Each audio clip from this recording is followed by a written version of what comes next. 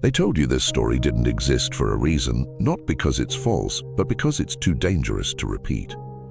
In 1741, beneath the opulent facade of one of Virginia's wealthiest colonial estates, something unspeakable unfolded, a secret stitched into the roots of America itself.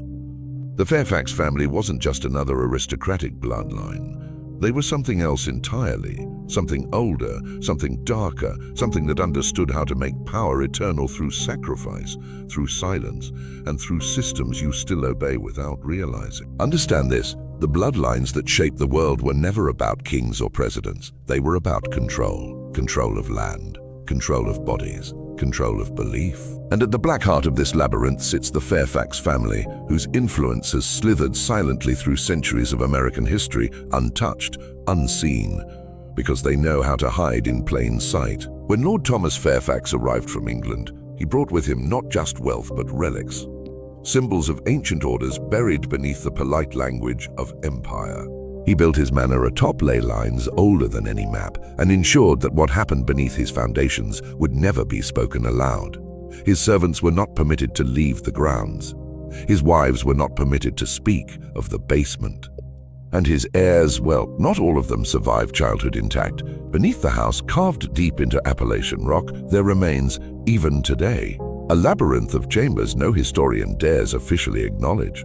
The locals whisper of caged children, of women who were never seen again, of strange processions in the dead of winter when torches flickered beneath blood-red moons. Those who tried to expose these truths were labeled mad or vanished. You see, the Fairfax estate wasn't a home. It was a machine, a mechanism built for ritual, a place where ancient blood compacts were renewed beneath the illusion of civility. And every American institution you trust today, law, finance, even religion, bears in some quiet way the fingerprints of this family's invisible hand. This isn't history you'll find in textbooks. This is the shadow history beneath it. The reason wars are waged, the reason laws change, the reason some names remain immortal while others are erased. Welcome to the descent.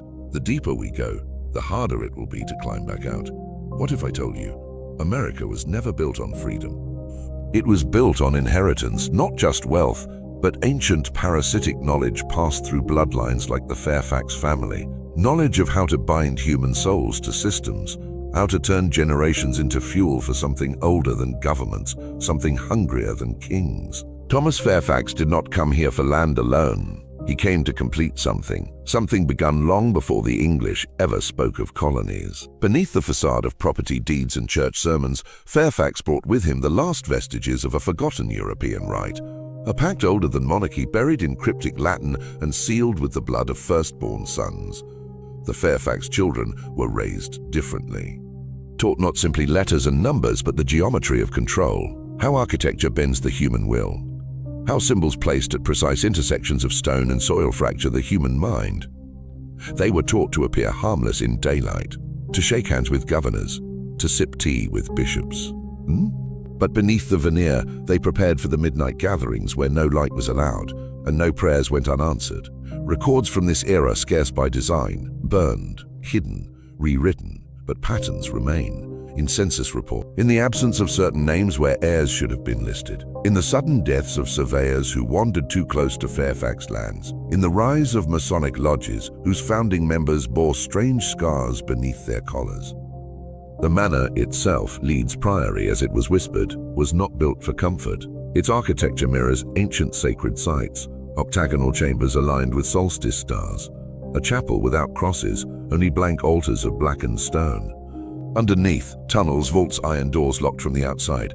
What lay beyond those doors? Ask the locals. They will not answer, or they will lie, or they will vanish like the others. Understand this, the Fairfax family never disappeared. They evolved, changed names, acquired banks, founded colleges, wrote your laws, each generation perfecting the art of staying hidden in the open, each generation tightening the leash around the collective throat of men too blind to see who truly commands them.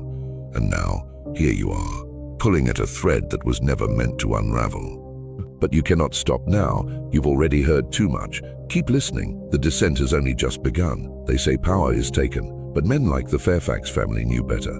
Real power is cultivated. Like soil, like disease, it spreads in silence. It thrives beneath the surface while the world above bickers over politics and war, oblivious to who truly sets the game in motion. By 1763, as revolution whispered through the colonies, the Fairfax estate stood untouched, untouchable. While others fought for rights and borders, the Fairfaxes expanded their influence through more invisible means. Land grants signed in blood, marriages arranged not for love, but for consolidation of bloodlines, tracing back beyond Rome, beyond Babylon.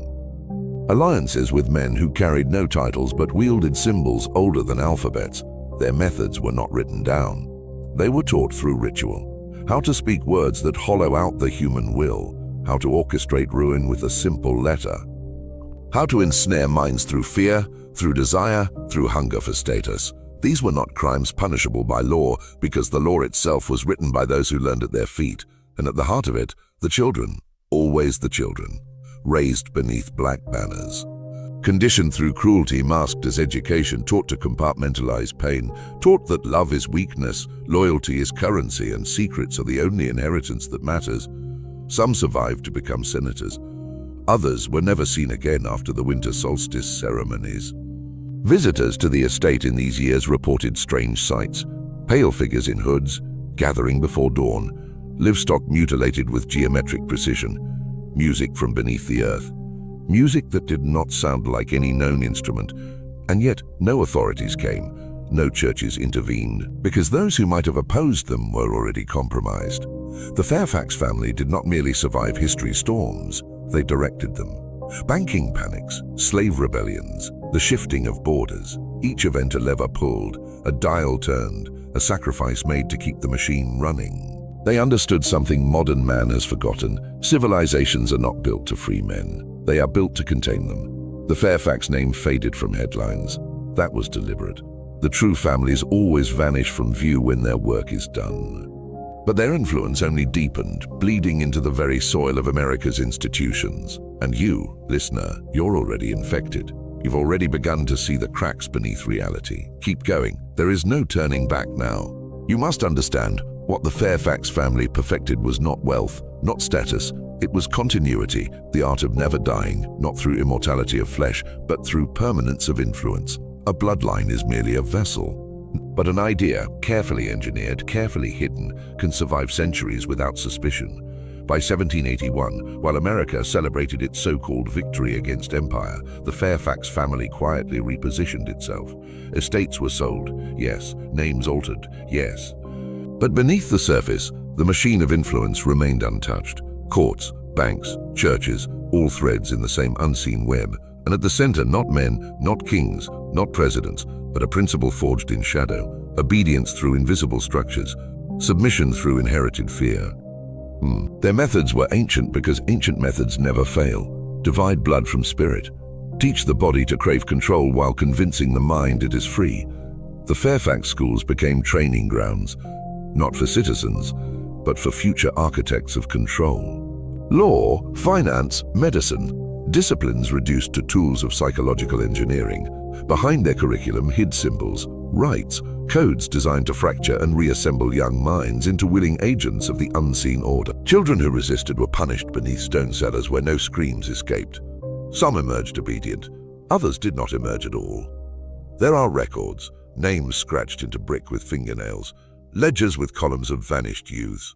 But those ledgers rest in vaults beneath institutions you still trust. By 1800, their blood had seeded itself into the veins of Washington, Richmond, New York, through marriages, through philanthropy, through societies cloaked in benevolence but rooted in manipulation. The Fairfax creed was clear. Shape reality from behind the curtain. Never step onto the stage. Let presidents take the blame. Let generals spill the blood. The architects remain unseen, untouched, immortal through influence. You wonder why every empire repeats the same mistakes. Why every war leads to the same cycles of death, division, decay. It is not accident. It is not incompetence. It is by design. The Fairfax family understood that human suffering is the most renewable resource on Earth, and that chaos properly managed feeds the machine. Their fingerprints are still here, in the laws you obey without reading, in the debts you inherit without question, in the institutions that harvest your energy, your attention, your submission. Still think this is just history? No, this is architecture. By the dawn of the 19th century, the Fairfax family had already achieved what most men can't even comprehend. They no longer needed to be seen to rule. Their descendants walked among politicians, judges, bankers, not as men of power, but as those who whispered into the ears of power. Influence was no longer exercised through force, but through ideas planted like seeds into institutions designed to outlive kingdoms. Look deeper into the formation of America's early financial systems, and you will find their traces. Not in the headlines, not in the portraits, but hidden behind trustees, behind advisors, behind anonymous signatures on foundations you were taught to trust. Banks, universities, charities, each one a vessel, each one a thread in the tapestry of quiet dominion. And beneath it all, the rites continued, quietly, precisely, solstice gatherings in forgotten chapels beneath rural estates, the breeding of specific bloodlines for traits long misunderstood by common men. Intelligence was not enough. Ruthlessness was required. The capacity to endure isolation, to detach from common morality, to wield cruelty not as impulse but as strategy. This was the inheritance the Fairfax children received in place of love. What few realize is this: these families don't worship power, they cultivate weakness. They understand that a population convinced of its freedom will never recognize the chains it wears. They understand that pain can be ritualized into obedience. They understand how to turn men against themselves, generation after generation. Look at the architecture of your cities. The monuments, the obelisks, the strange symbols etched in stone where no one looks twice. These were not placed for beauty. They were markers, anchors of influence. And the blueprints trace back not to Congress, not to Parliament, but to gatherings held in darkened parlors beneath the Fairfax crest, where maps were drawn with no concern for borders, only for energy, only for control. Still think history is a collection of accidents? Still think men like Fairfax simply vanished into the footnotes of time?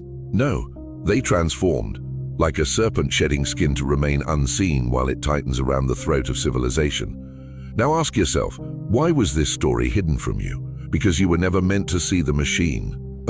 There's something you need to understand before we go further. Something brutal, something final. You were born into a cage designed long before your grandfather took his first breath, not of iron bars, but of ideas, of systems, of rituals, disguised as normal life. And the architects of that cage were men like the Fairfax family.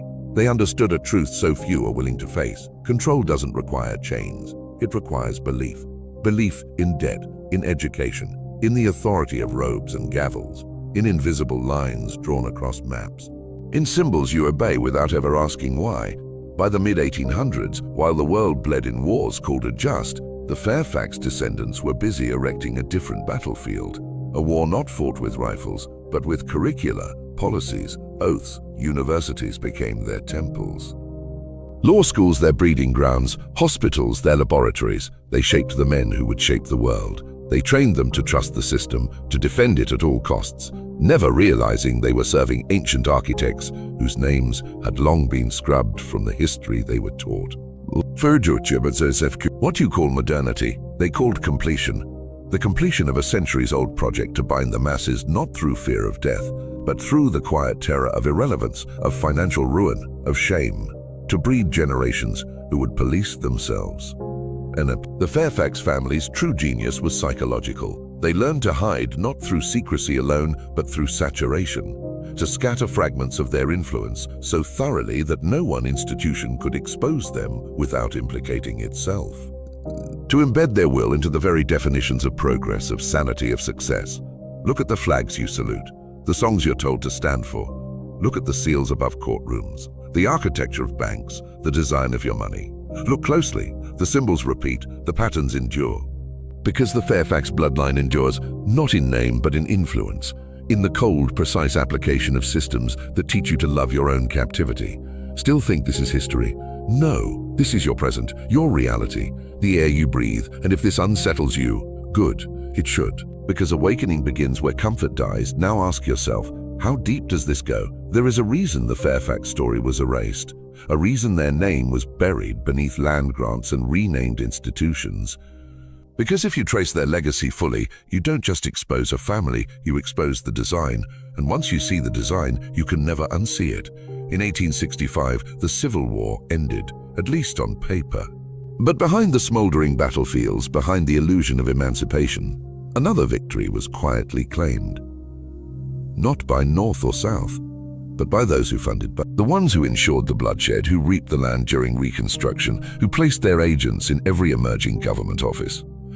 Yes, the Fairfax descendants were there, not in uniform, not waving flags, but behind bank desks, in railroad companies, in reconstruction committees. They understood what most never will, that every collapse is an opportunity to rebuild the machine tighter. They funded hospitals, but kept the cures locked away. They built schools, but rewrote the curriculum to erase ancient truths. They offered loans, but ensured debt would become a lifelong ritual. And above all, they hunted one thing, a dissenter, the man who questioned, the man who remembered, the man who refused to kneel. You felt it, haven't you? That pressure.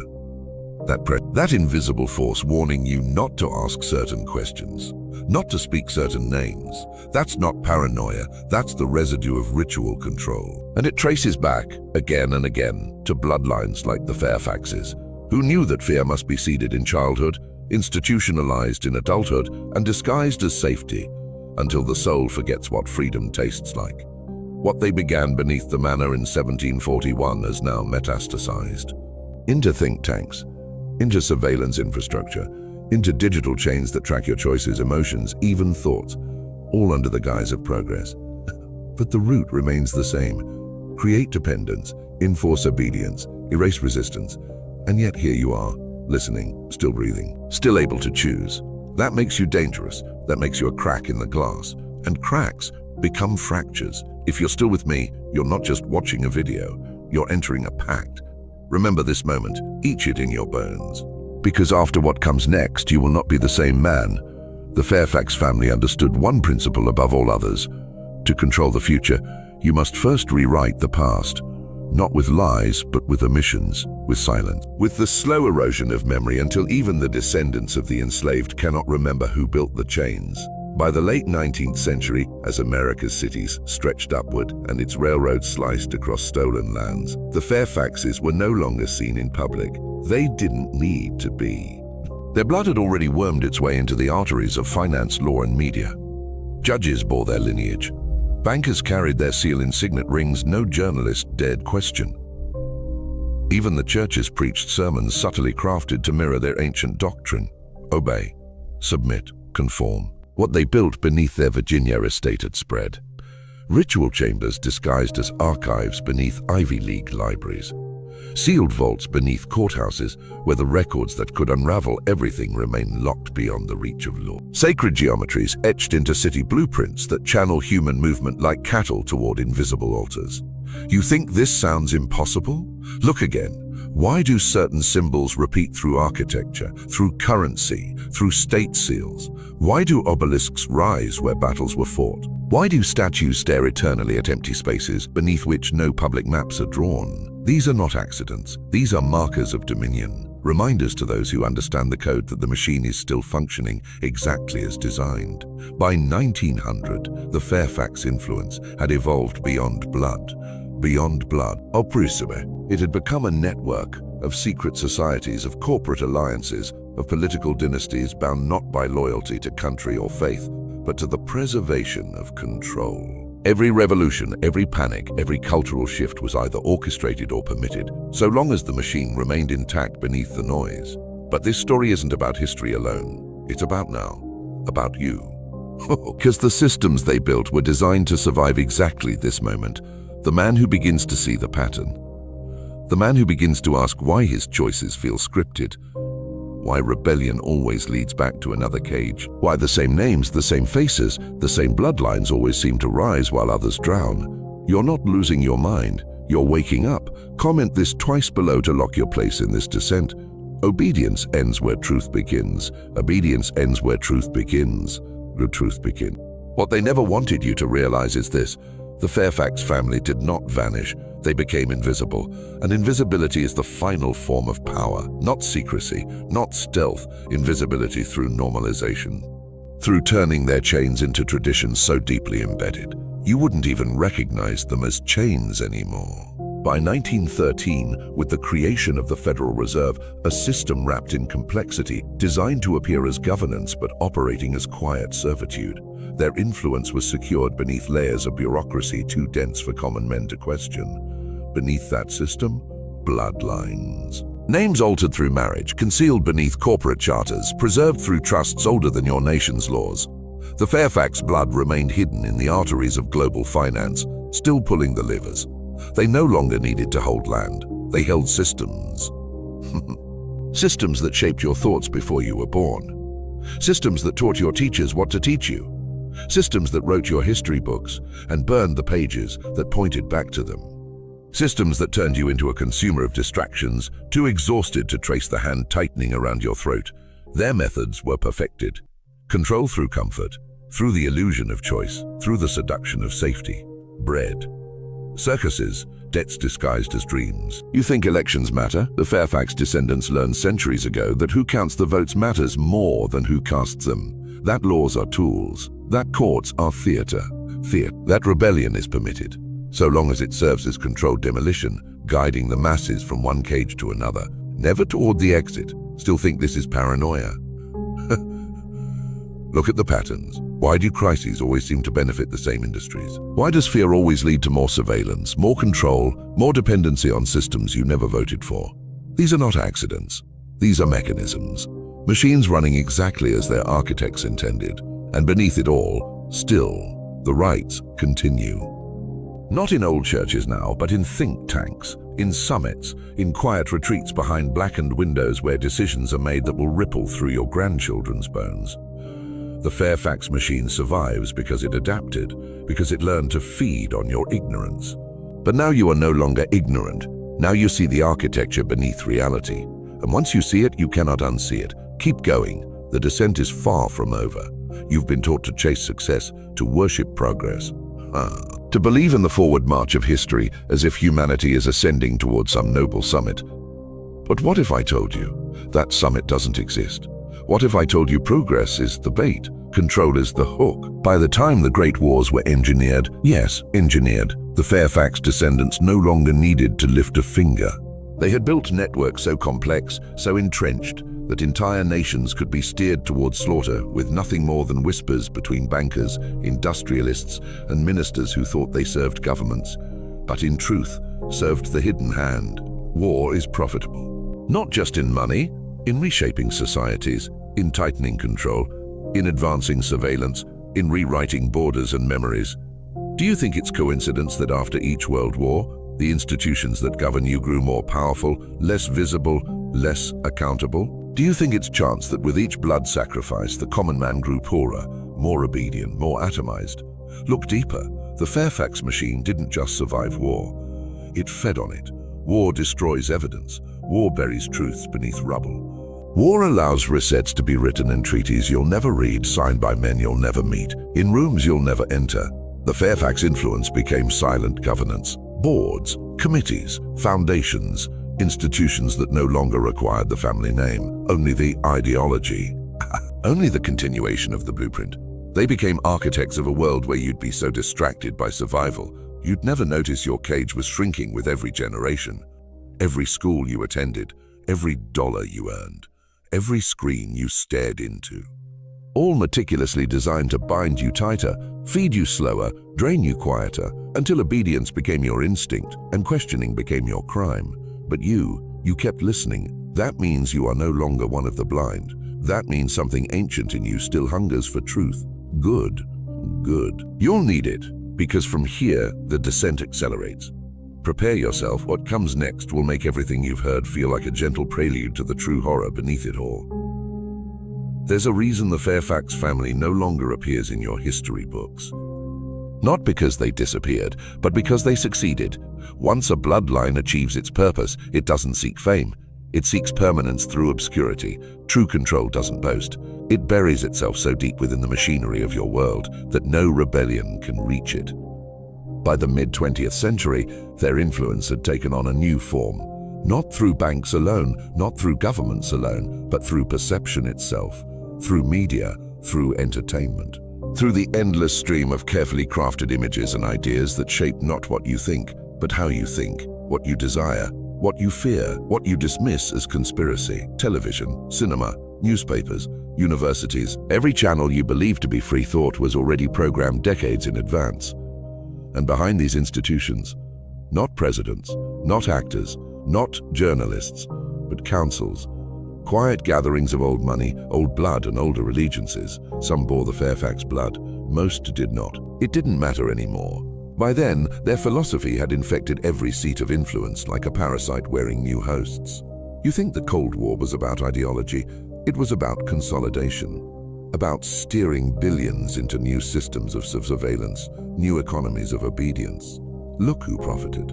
Look who emerged more powerful. The same names, the same unseen architects pulling the same ancient strings. Psychological control became the new frontier. No longer chains on flesh, chains on perception.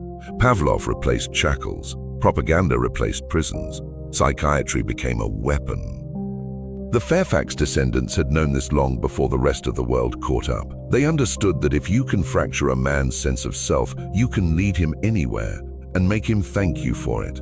By the end of the century, the machine no longer needed correction. It ran on inertia, on generations of men policing themselves, terrified of ostracization, terrified of failure, terrified of being left behind by a world designed to chew them up. And beneath it all, the rites continued. New faces, new names, same purpose, same darkness humming beneath the skin of the world like a heartbeat no one wants to hear, but you're hearing it now, and we are not done. Not yet.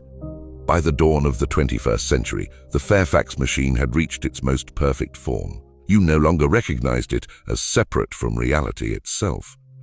From reality itself. It wasn't hiding anymore, because it had become the very fabric of your daily life. Your work, your debt, your screens, your silence. Look around you. Why does your existence revolve around numbers on a screen? Credit scores, social security numbers, algorithms measuring your worth, your compliance, your thoughts.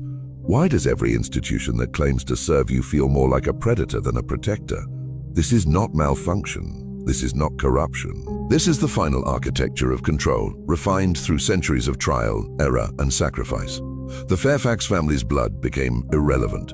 What mattered was the system, a living organism of laws, networks, rituals disguised as commerce, rituals disguised as policy, rituals disguised as progress. Governments became masks, corporations became churches, surveillance became salvation.